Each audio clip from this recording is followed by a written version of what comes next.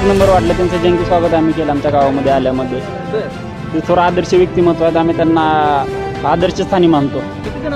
सभा तरुणांना प्रेरणा देणारी सभा झालेली आहे आणि तरुण सगळ्यांना ऊर्जा मिळाली.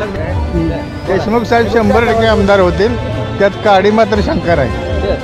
साहेबासारखे साहेब नाहीत कुठे मिळणार. साहेबांना भेटून एक नवीन ऊर्जा मिळाली, कारण ह्या वयात साहेब एवढं फिरतील. मग आमच्यासारख्या युवकांनी त्यांच्या दापट प्रयत्न केले पाहिजेत पक्षवादासाठी, राष्ट्रवादी पक्षासाठी, पवार साहेबांसाठी. आता युवकांनी सगळे एकत्रित येऊन लढा दिला पाहिजे.